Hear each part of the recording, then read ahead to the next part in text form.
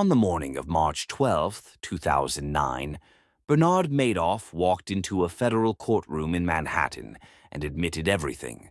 There was no plea agreement, no negotiation, no defense. He did not challenge the charges. He did not attempt to explain them away. He answered clearly and directly as each count was read aloud. 11 felony charges, years of deception, billions in investor losses. For decades, his name had carried weight in financial circles. Now it was being spoken in open court, attached to one charge after another, until the list itself felt overwhelming. At sentencing, the court emphasized the extraordinary scale of the fraud and the harm it caused. But in that moment, the outcome was already clear. The most important question was no longer whether Bernard Madoff was guilty. It was how someone so trusted, operating for so long without serious challenge, reached a point where confession felt inevitable. To understand that, you have to return to a time when nothing about his operation appeared unstable. For most of his career, Bernard Madoff did not resemble a criminal. He resembled reliability. He built Bernard L. Madoff Investment Securities into a legitimate firm. He served as chairman of NASDAQ.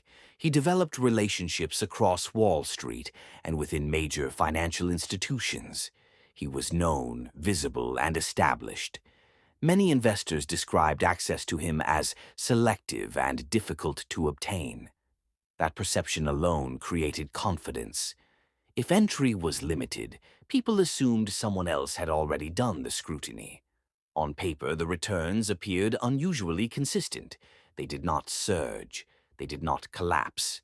They arrived steadily, quarter after quarter, reinforcing the belief that this was not speculation, but control. His clients included individuals and organizations of many types, all relying on the account statements they were provided. This is the part that often gets overlooked. Bernard Madoff did not present himself as extraordinary. He presented himself as dependable, and once that belief took hold, few people felt the need to question it. At some point, Bernard Madoff crossed a line he did not reverse. There is no single documented moment when that happened. What exists instead is a pattern of choices, repeated quietly over time. Rather than disclose losses, he falsified investment results. Account statements and records were falsified to reflect returns that did not exist. As later admitted in court, the operation functioned as a Ponzi scheme. Each month that passed without exposure made the next disclosure harder. The structure did not require innovation. It required consistency. Numbers had to look right. Reports had to arrive on time. Questions had to be answered confidently. For years, he chose not to confess, not because exposure was impossible, but because delay felt survivable. Confession would have ended everything at once, and so the door stayed closed, not by force, but by choice. Over time, warnings did surface. Regulatory examinations occurred, allegations were raised, reviews were conducted. Later investigations documented missed warnings and failures in oversight. The issue was not a lack of contact, but a lack of effective follow-through. Madoff maintained the appearance of legitimacy during regulatory examinations.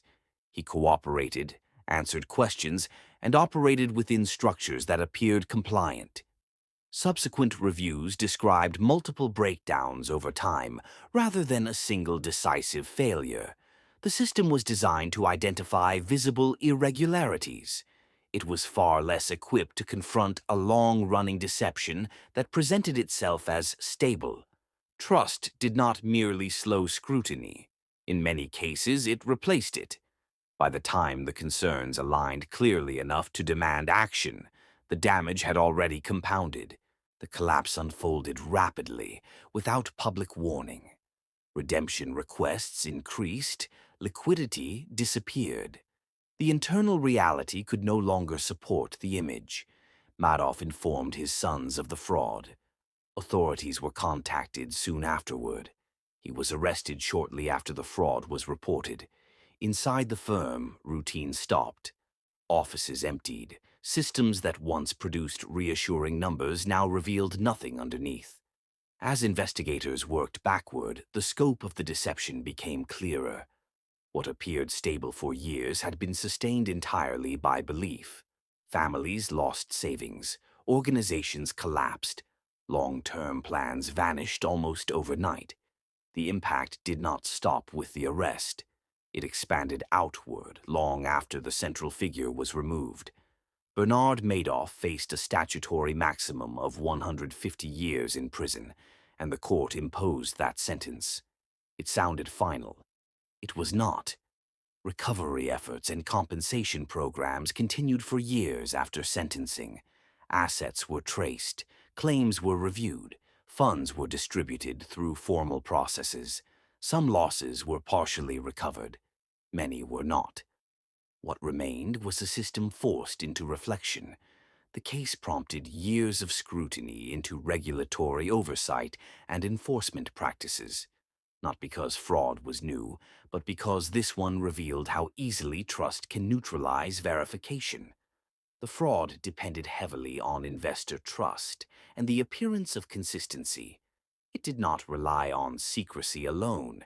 It relied on patience, familiarity, and silence. This is why the story endures, not because it was unsolved, but because it was allowed to continue. This was not a mystery hidden in the dark. It was a record written in plain sight. This was the dossier. This file is closed. The system that allowed it is not. Subscribe for the next dossier.